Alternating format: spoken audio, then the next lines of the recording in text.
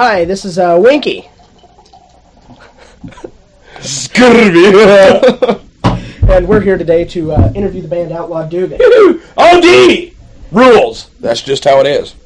And the reason that we're doing it is because the band is very cheap, and they don't want to hire a narrator. So we'll do it for them. Okay, here we go. We got to be quick. We got a whole hell of a lot of time out of fucking 45 minutes. So here we go. You ready? Yep. Okay. OD actually was born on September 12th of 1992. Mm-hmm. The name came from a rap song. Lost it there for a second. Came from a rap song. Dugan meaning female genitals. Excuse me. And outlawed. That's self-explanatory. Unfortunately, I don't like orange anymore. Yeah. We'd both been in some sort of trouble. Well, we won't talk about Jeff, and we won't talk about me either. So let's just go on to... Fuck that. Let's just go on to the interview. Woohoo! I met this weird winky guy right beside me right now. I met him back when I was dating a girl, and we were talking about Queen one night. It was truly strange. He was in the back of a Ford. No, it was a Oldsmobile Cutlass Supreme. Was it really? Yep. Oh, well, that's strange. A Ford. And we started talking about Queen and my love for it and shit like that. And basically, that's kind of how OD was born. There's no real way of even telling you this on this interview. It's kind of strange that we're interviewing each other. Some of the first instruments that we played across was a Fender Champ amplifier of all of 25 watts. Yep. The very first vocal amplifier that we ever played off of was a little speaker. Oh dear God, I forgot about that. Yeah, I installed a microphone from a radio and a bunch of parts, and I just wired them together and thought, this might work, and we put it together, and I got a couple coat hangers, installed them, and put the microphones on the end of these coat hangers. I know. I remember. Brought it over here and pulled Jeff's ear through it. He didn't enjoy it too much. It was rather unique. One point that I want to state, this was truly strange. At this same time, Doogie, during the first album that Outlaw Dugan was alive, he did 2 songs for the play Can't Get There From Here. Mm-hmm. And the name of those 2 songs were... You Can't Get There From Here, which was the title track to the play, and Baby It's Been Too Long, which was a dance scene. Yeah, and we got to put something else in there. Ben, we love you, Ben. Thank you for Monkey Shit. I thought it was pretty cool for our first album. And Terry Burmeister, we love you, Terry. You bet. The Blue Lizard. The Blue Lizard. Blue Lizard, definitely. He was the Blue Lizard.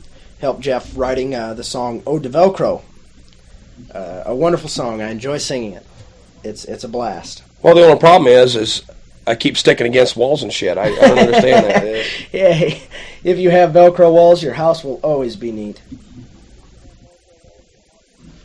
Both Jack and Round and Mashskasquy were recorded the same day because we had so much material built up after 2 years. Both of them were released on, was it October 6th of 94? Yeah, 94. That'll work. And we started in 92, so that was about 2 years. Considering that was 94, yeah, that'll work.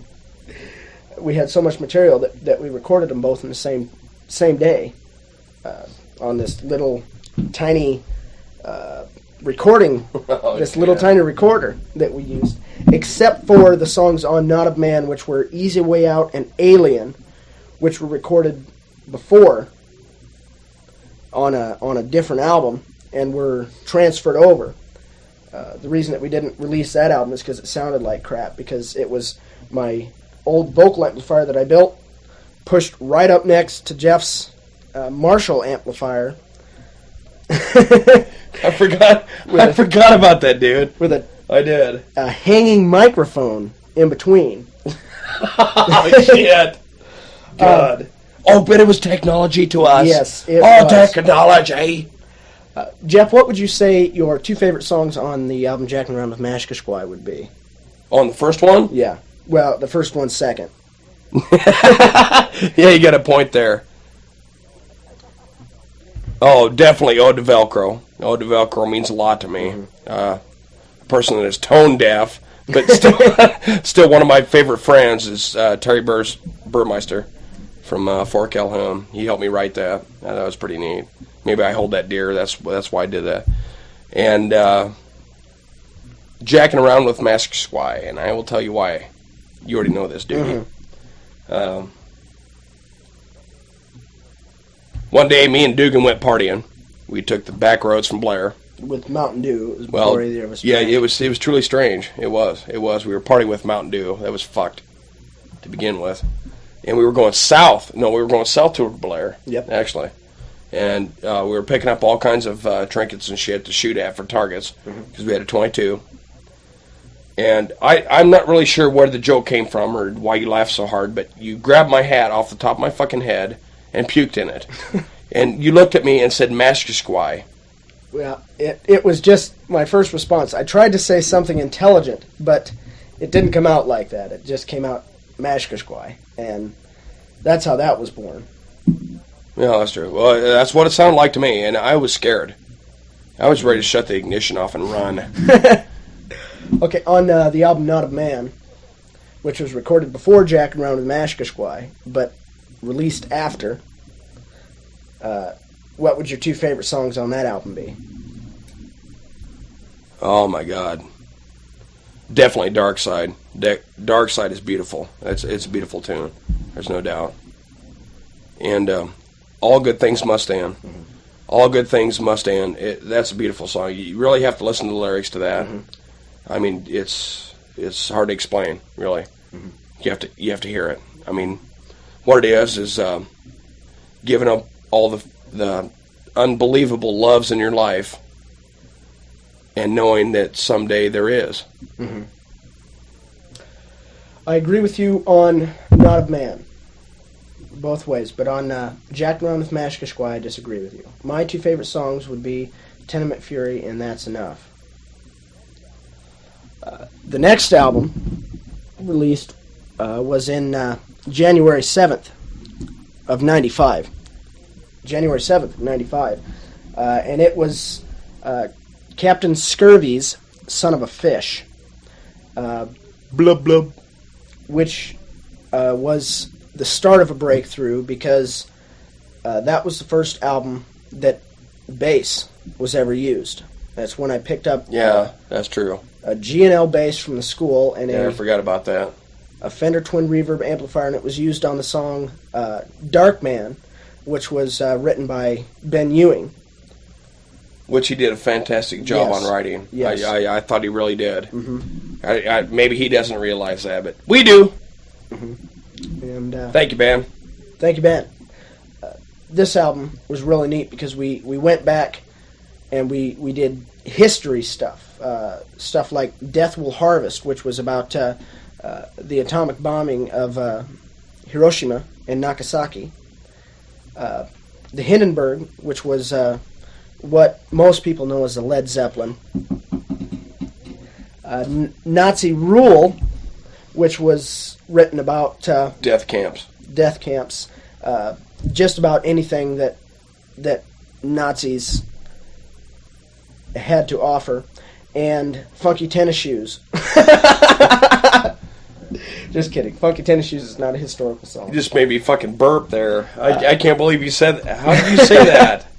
The other historical song was We Are Who We Are, which was the first song written about OD. Funky Tennis Shoes is historical. The first song written about OD.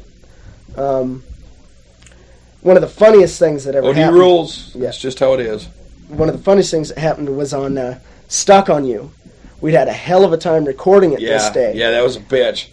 That took a lot of takes, didn't it? Yeah. It did. It took about think 7, and I was fed up. I don't know Oh, about fuck. you. Yeah, we were at each other's throats. Yeah. There was no doubt during that one.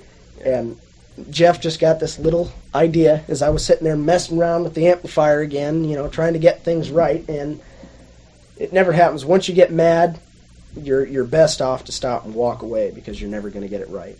Yeah, no doubt. No doubt. Mm-hmm. I agree with that. But what he did was he took and drew a smiley face on this little Dumbo, which is a spit cover. It reduces popping, and that was probably the one of the funniest things that it really helped make the rest of the album go better. Okay. Howdy. Oh, scurvy. We're going to talk about album number 4, which was called Jam the Dugan. Jammed on Dugan. Oh, yeah. You, Me, and Ben. Listen to it. This album was released 1/8 of 95. It was totally an ad-lib album. The first live album that we ever recorded. We just pressed record on the tape player and let it go till we ran out of room. Which was sad because we lost half of one of the songs. But the first song is something that we need to talk about because it was Ode to Dugan. And it was written, Jeff and I had been talking to a couple chicks, and we sat on the right side of the courthouse, and we just started going back and forth on lyrics. Hey, can I say something, though? Yeah. Ode to Dugan's not a song. Well, little poem. Poem. I know. Go ahead. Let her rip. And it was how we dedicated the album, and I believe it went something like this. Oh, shit, I forgot about them girls. Yeah. I forgot about them girls. And the poem went something like this. Those were very nice girls. That wasn't the poem. And we were very bad gentlemen. We went up to... well, that's not part of OD, so we won't go into that. The poem went something like this. Oh, Dugan, Dugan. Oh, slimy Dugan. The way it waddles, you keep it moving. It smells so fishy, it's not me you're fooling. I feel sorry for the poor bastard who starts to drooling over your slimy, stinking, sloppy Dugan. Close to that, anyhow. Then Doogie Talk, which was written by You, Me, and Ben. You, me, and... Actually, I think it was written by you. Well, no. What I did, I set down the chords is all I did, and the first 2 set of lyrics, and then you helped me with the rest of that. Mm-hmm. Ben sat in and helped with the lyrics because we needed 3 parts on that. Mm-hmm. But it turned out all right, and yeah, that was decent. That's a pretty decent song. Mm-hmm. And this featured a lot of our old material that we had never. I mean, it was too slow to put on an album because it would kind of break the flow of a good album. Even though most of our previous albums wasn't so good because it was recorded so crappy. Actually, it didn't make much of a difference because it was totally live at the time. Yeah, but You, Me, and Ben. You, Me, and Ben. But Song of Misery, one of the songs on the album, was recorded because a friend of my sister's father wanted a country song to sing in his band, and we wrote it, and we decided it was too strange to give it to him, so we kept it for ourselves. That was just that. OD rules, and that's that. But Destiny Road, one of the first. Mm-hmm. It is. That's one of the first songs that was written. You had the lyrics. Mm-hmm. No. For You, All I Do was a song that I had the lyrics to, which has never been recorded to this point. But Destiny Road was something that Jeff took off of a song called Rockin' Solo and started singing a chorus to it.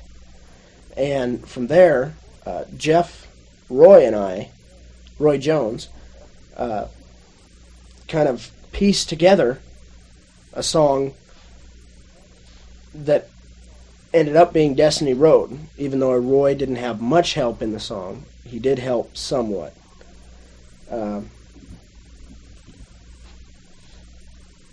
The next thing, the next song would be Little Gook Boy, which was I am it was written by Ben, and Jeff put chord patterns to it, and it turned out all right. Strange, but all right. Leave it to Ben of thinking of stealing shorts and gathering chopsticks. Yes, and being bald and all that. Follically challenged. Then there would be the effervescent Claude Van Bueller show. What the hell is effervescent? Maybe is that what you're trying to say? I don't know. Here, you want a cigarette? I have some, thank you. I don't smoke. I do after sex. It's hell. Next time, use Vaseline. Anyhow, we got clear off the track. The Claude Van Bueller show, which is something that I wrote the chord patterns to while Jeff was in the crapper, and he come out and he started singing something about old Claudia in a show, and it just kind of went from there. Well, the strange thing about that song is I don't know anybody by the name of Claude Van Bueller. It just kind of happened. Well, that's kind of like Party with Fred. There is no real Claude Van Bueller that I do know. I mean, by any circumstance. But I guess that's what adds the pleasure to it.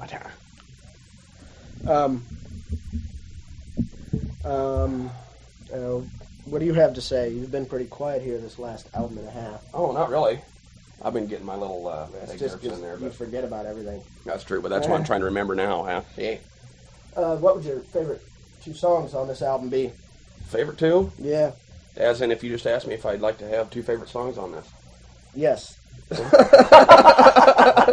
Okay, I'd probably say Doogie Talk. That was a 3-part harmony. That was truly strange. I think we all know what the hell it depicts. Yeah.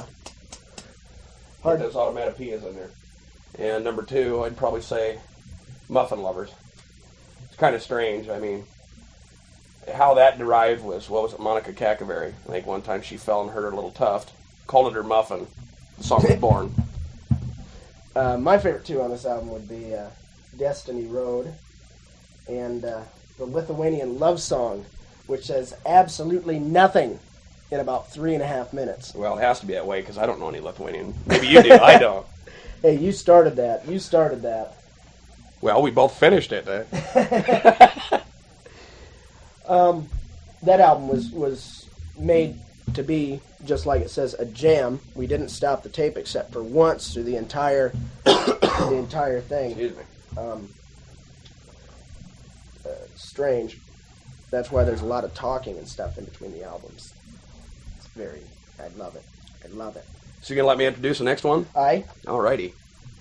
The next album that we produced, album number 5, it was released 2/28 of 95.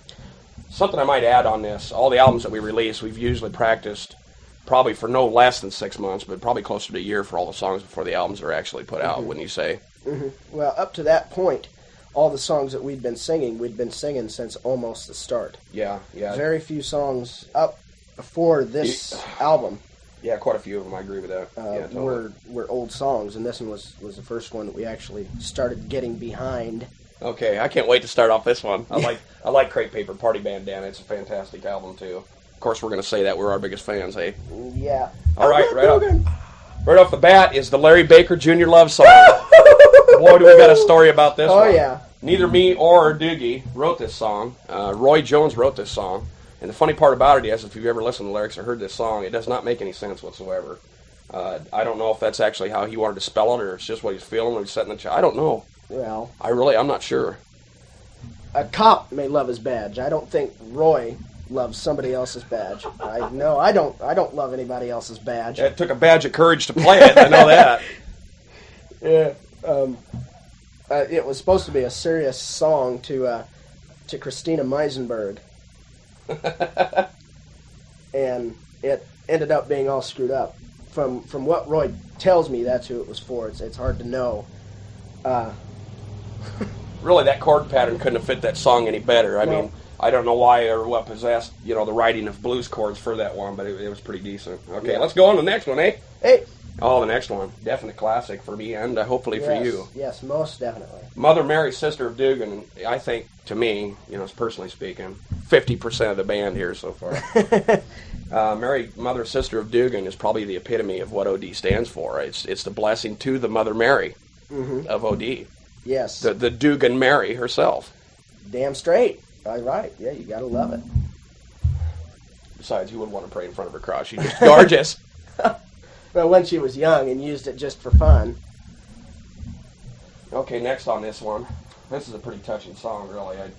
When we first wrote this song, it really didn't have that much meaning to me. It was just another one spit out, for an album or whatnot. But one of our dear departed friends, Amy Marie Uding, she fell in love with this song. It really didn't have that much of an understanding or meaning to me. It was just about a gorgeous girl, and how she can taunt men or whatever. But I took a better, finer liking to this song because of that reasoning whatsoever. It rocks. It's a pretty good rock song. But it kind of means a little bit more to me. Yeah. Because of that. Next is Grudgy Shot. Grudge Shot. That was the second song that the bass was ever put to, and it was the first song that was ever written in total by me. Both lyrics and bass, and it was the first song that I wrote a bass tune to. That song, even though it really doesn't have that much of a meaning, if you look at it, it's more special to me because that was like a breakthrough to me. Being able to stop having Jeff tell me what to play and do something on my own. Yeah, it was kind of unique how you came at me with that. Usually it's the other way around, the practicing part of it, and having to teach me one of your songs. But it come out really fucking fantastic, I think. Mm-hmm. Yeah. Trying to sing them lyrics and play guitar, I wasn't ever used to that. It's fun to sit there and write them and have him sing them because I can laugh when his corpuscles and shit are popping in his face and his head. All right, Ace. Should have took a fucking a drink or a breath in there or something. I just had so much meaty pie, I had to get it out. Oh, Christ. I think I popped my own fucking blood vessel. This time. This song, I wrote this about when I was in treatment for the 15th time. I met a guy down there that was pretty close to my same age. And this guy was pretty close to dying. His liver and everything else was shot. You'd think that would hold protocol for me wanting to stop. Not! But that's what that whole song's about. It's about drug abuse and what can happen throughout your life and whatnot. The next one. Dark Thoughts of Insanity. This is a fantastic one. This was a guest... excuse me. This was a guest appearance by a real good friend of ours, Joe Johnson. And he wrote this material, and I put some chords to it. I think it was a first breakthrough for him to really start listening to OD, I think. It was actually his material that he brought in, and we put chords to it, and he goes like, whoa, can we do that with his poem, those type things. It took a while to sit there and manipulate the lyrics to fit, because it was a poem and not a song. And even though bits and pieces of the song were left out, it still turned out good. Yeah. Well, that happens. When you put songs on a cutting block floor, all kinds of weird shit happen to them. Very few songs that we have or have we done in the past have ever been the original right off of it. I can't think of too many that haven't got some kind of manipulation or mutilation or mutation. If we don't change them together, I just change them myself. Not meaning to. I just do. That's part of being a bastard lead singer. Okay, here's classic slugs from hell. Samurai Mutant Philosopher Slugs. I think you better discuss this one. This song was just strange. There's no other way to put it. I was sitting at school one day watching a special on hearing, and Metallica was on there, and they said something, and poof, it clicked, and I just wrote it. And And it's rather unique, there's no doubt. You say, you don't care. But we know you do, Joe. Yes. We know you do. I don't care. And the last one, Chips No Dip, is truly strange. It's the mother of all corpuscle popping songs. An invention of grinding corn, too, I might add. One time, hungover from hell in this house, the only thing in it was Tostitos. Copyright, C circle. Lest the song was born. Yeah. And the last part of this, the finale, that's a fantastic mix that Joe did with little piece of junk stereo systems and shit like that. And it's truly amazing, all the work that he put into this. I'm sure it took hours, if not days. It took about 3.5 hours. And it was just phenomenal. It blew me away, and it wasn't originally on this album to begin with, but it had to go on. I couldn't have seen any other factor for that. It's a beautiful little excerpt of all of our songs up and to this album. No, up to Jam Was the it Dugan. Jam the Dugan? Oh, okay. Jam the Dugan. Up and to Jam the Dugan, excuse me on that, and it's just great. Fantastic, I think. You bet. That kind of rounds out Crepe Paper Party Bandana. So why don't you rip into the next one there, Budro? One thing about Crepe Paper Party Bandana is... we can't leave out Crepe Paper Party Bandanas. The reason that the title track of the song, OD had broke up just before this album was finished recording. That's why the finale was written, because it was like my piece to honor OD. Yeah, it could have very well been, the end. It's hard to say. We're all human as far as factors go. So. But it's the finale before we came back. Yes, shortly before this album was released, Jeff and I split up, and he went on to bigger and oranger things. Oh yeah, on tape forever. Yeah. Thank you. And the song "Crepe Paper Party Bandana," which was in the next album but wasn't released till just recently,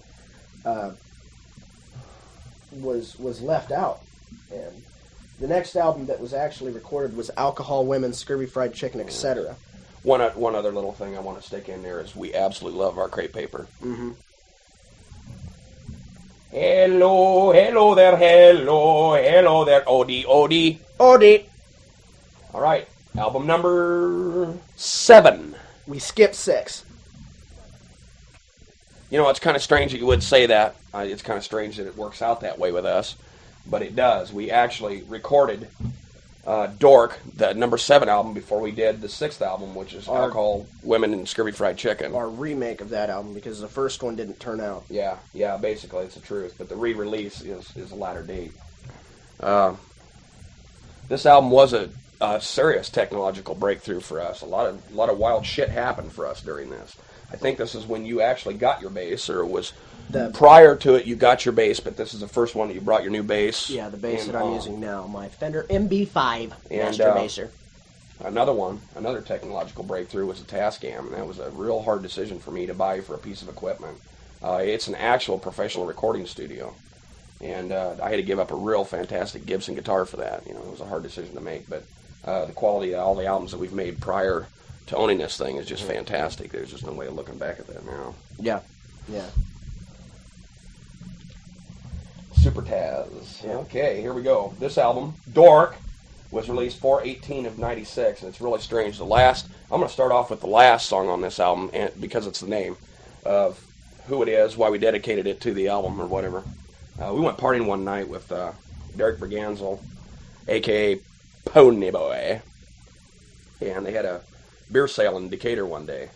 So we rode up there. It was Eric the Viking, me, Joe, Derek, and Roy Jones was with us during that. And we stopped off at Skeeter Ranch and partied till God only knows how long. Yeah. I think we were all bombed. We had all kinds of serious liquor and that kind of shit too.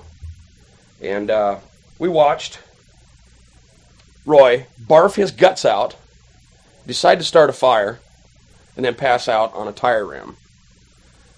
After we beat him upside the head as we got done putting the fire out. Yeah, I was getting tired of babysitting him. Hosey was there. Mm-hmm. Hosey was there. Yeah. If it wasn't for him, that fire probably would have got out of hand. That's Lucky true. He had 8 gallons of water in the back of his car. I forgot about that. He didn't really even say why he had water with him, did he? Or he said prepared for a party.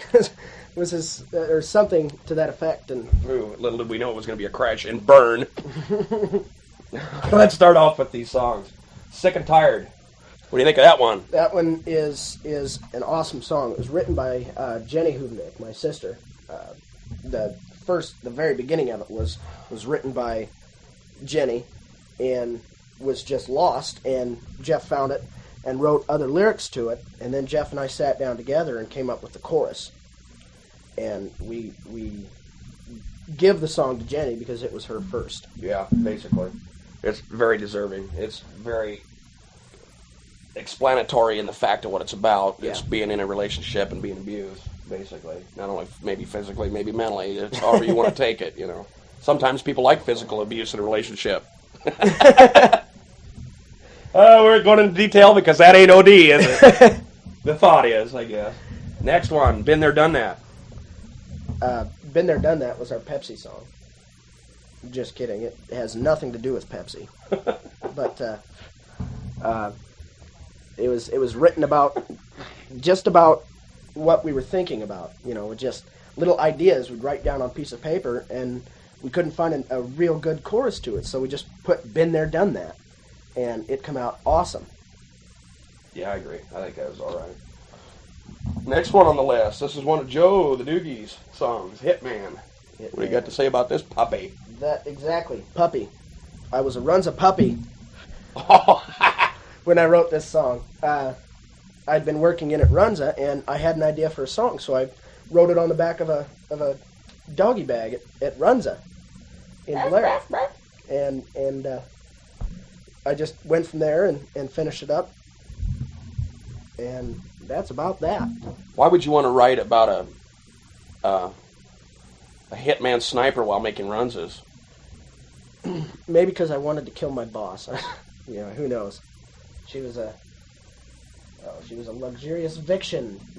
If you're into wildebeests. Okay, the next one. Soapy Santa. How can we even drive on this? Satan and Alvin together in one song. Yes, an electronic notebook.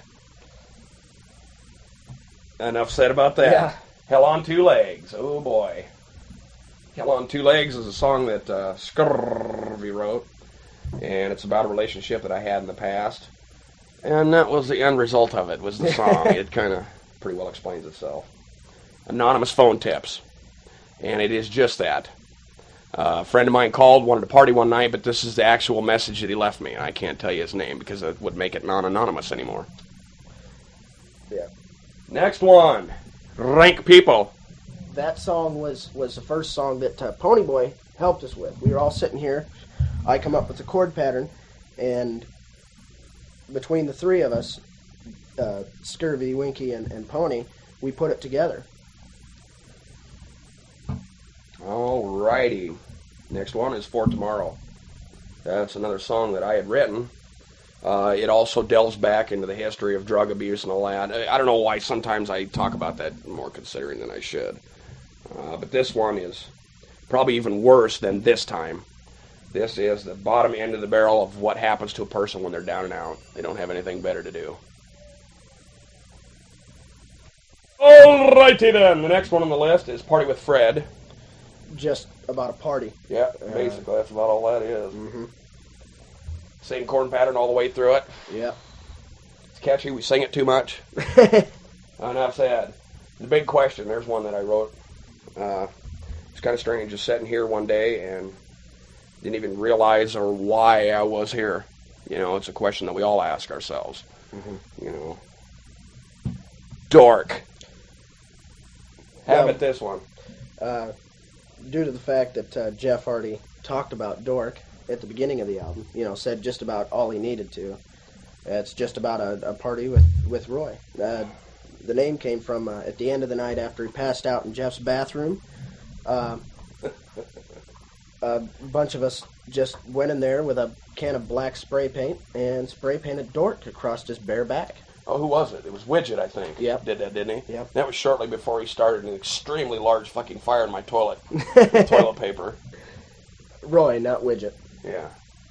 Okay, the next album would be Alcohol, Women, Scurvy, Fried Chicken, the reissue. Which is number 6 before 7. Yes, but 6 after 7. That also. Crepe Paper. which was Crepe Paper Party Bandana, which was written about a party here that there was crepe paper strung all over the house. Just about the findings of it. Yeah, and as the party progressed, it ended up being bandanas on her head. Yeah. You know how crepe paper is. It doesn't stay on the ceiling very often. You know? Either people are going to rip it off as they go by or want to rip it off. But whether they want to put it on their head or not, that's up to OD. They was the second song written by Roy, which also made no sense. And Roy started it. We finished it out. You know, I couldn't even come close to getting on Roy's level and able to write like he does. Mostly his spelling. Super Cow. Super Cow is just about a cow that likes to get splattered by trains and stuff. That's about. It lays eggs. Yeah, I think that's biologically wild as hell. Also, and pisses on your leg and all sorts of stuff. But the next song would be Scurvy Fried Chicken. Yummy. You gotta love that stuff. Mm-hmm. Just that. Another one of those songs that had no prior meaning and just took meaning. Fire in the Hole. One of the older songs. Oh my God, she's got fire in it. Yeah, one of the oldest songs that we'd ever had. One of the, I think it was like the fourth or fifth song that we wrote and just put it off till this album, and recorded it, and it turned out really good. The Berserker being next.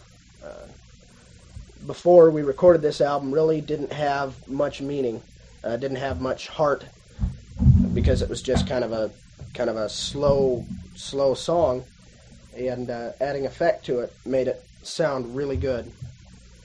About a Nordic type person that likes to... Nordic, you mean? Nordic, that's what I said. Yeah. Is that like that Ford? Yes. Oldsmobile? Okay, Ford. Just goes out and kills people. Yeah, I might add something on that also. I think it's the first song that I truly, absolutely, 100 and totally % forgot. Mm-hmm. And what makes that worse is when you write your own song and then you forget the son of a bitch after playing it for God only knows how many times. Mm-hmm. Don't Close Your Eyes is about it's just a good song. I mean, it's fun to play, just about a boy who dies because he was scared to death. I'll let you talk about the next one. Mr. Everything? Yep. I don't know. Just think of somebody that you know, because that's basically how it was written. Mm-hmm. Now, Pony Boy might say this is you, but that's not how it was written to begin with. Maybe that's just supposed to be a joke. But Mr. Everything is just a person that knows, does, sees everything. He knows everything, and it's somebody that we've either had around us or we know, and that's why the song was born. I hope he's just joking, because it hurts my feelings. Oblivion Calling, one of the most touching songs that I've ever had the privilege of singing. Dedicated to Amy, written about Amy before she passed on by Joe Johnson. It just got put together, and yeah, I might add that's a song from the very beginning I had a very hard time doing. Mm-hmm. It's gotten a little bit easier after you play it 40, 50 times. You know, it's not so bad now, but some of the very first takes we ever did, I don't know about you, I stopped before we even got to the first goddamn chorus on it. Yeah. And it's self-explanatory. And it's, if you've ever heard the song, but it's a very difficult one inside to do. You know, a lot of times, even live when we do crap, you know, we're always joking around and stuff, but they can't see or hear or really know the true feelings that are going on inside your mind, you know, when you do something like that, I guess. Yeah. The eulogy to Amy was a poem that Hosey wrote and recited to dedicate this album to Amy, because when the album was originally recorded was just after Amy passed on. Yeah, God bless you, Amy. We love you. And here we go. We're going to give you a taste of what OD is about.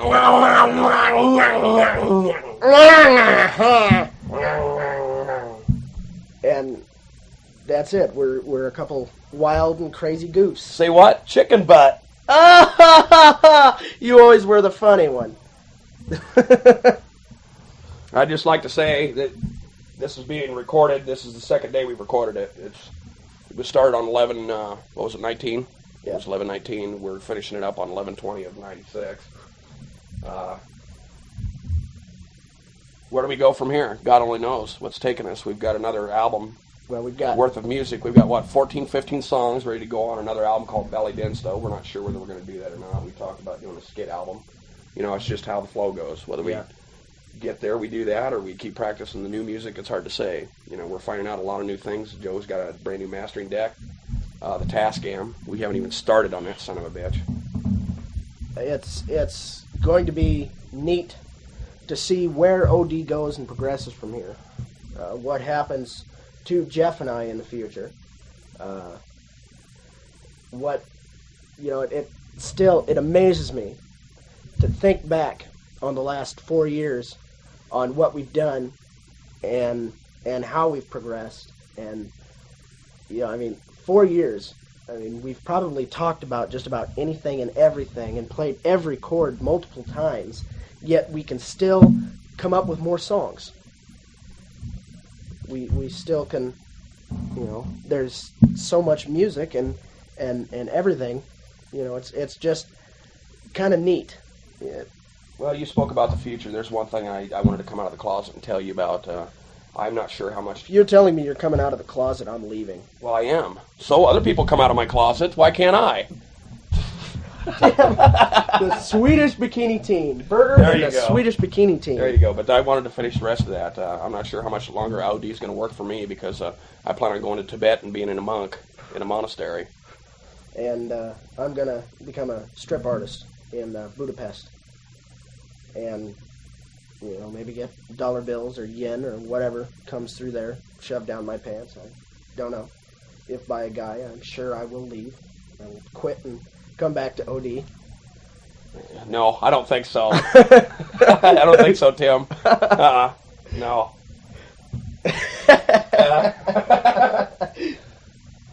Hopefully, I can't really say we haven't even really made any profit off this monetarily, but I don't ever want it to... I don't ever want to think that way. To me, it's not that way. If we made $1 million or we made $1, someone's give us $1 for one of our goddamn tapes. It isn't the money behind it. It's just, and this is a plug for all the fans out there that really do give a shit about it or think it's a joke, but listen to it anyway. I just want to thank all of you for listening to this stuff. That's one of the reasons it keeps me going. I don't have to have $1 million to enjoy this music. I just got so burnt out on doing top 40 stuff that's why I wanted to go on and progress on this stuff. It's worth $1 million to me, and I'm sure it means a lot to you also, Yeah, it means a lot. There's just way too goddamn many people out there to thank individually. Yeah. You know who you are. Yeah. Especially Ben and Hosey, though. And Amy. Most definitely Amy Uding. We'd like to thank the people at... Tascam Incorporated and JVC, Gibson, Fender. They speak Japanese. They wouldn't understand us anyway. Definitely Gibson and Fender. And the people that made the Styrocaster. That's just a joke, people. Anyhow, as we wrap it up here, we'd like to say thanks and keep listening. I know I will. You don't have a choice. Well, that's true, I guess. Unless you want to drive away in that Ford. Drive. Such a serious word for you to use, don't you think? Yeah, or pile drive, or whatever. So, I guess, I could go on forever, but in 45 minutes, Tape won't let you. I guess that's about all I have to say in 45 minutes. Not me. I have a little thing that I just wrote just now as he was speaking, and I'd like to do it for you. It's called Attack of the Killer Pens. La la la, I am a pen. I will kill you. I use no favorite. I'm a pen. Thank you.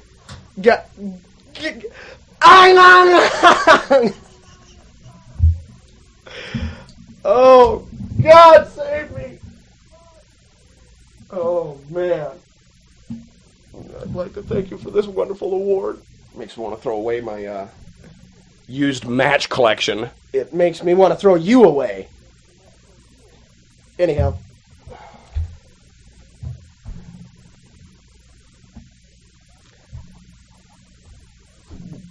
Well, are you losing things to talk about here? Yes. We've made shirts, we've made hats, and excuse me. I've even got a card here for the guitars. I think in the future there'll probably be a lot of other products, that'll help get some notoriety out there, as far as giving albums away. It'd be a pretty good idea. I have a card here that I'm going to start putting in my bass every time I have to leave it for unseen reasons. And it says, "Please don't touch. Gone to wee wee." Anyhow, I guess that's about it. Just once again, another plug to all you fans out there. Thank you very much for listening to our material. That's one of the main reasons why I do it. It isn't just self-preservation or satisfaction, because I wouldn't get as much out of it unless you guys listen to it also. That's kind of why we like the parody songs. Mm-hmm. That's why we make the joke songs, because it puts smiles on people's faces. And that's what we need. We need a lot more humor in the world. Mm-hmm. In a world like this, because it's hard for all of us, to live in, through all the stuff that we go through. So from Joe Hoovendick and Jeff Scurvy. Thank you. We love you. And we will see you in the future. Bye-bye.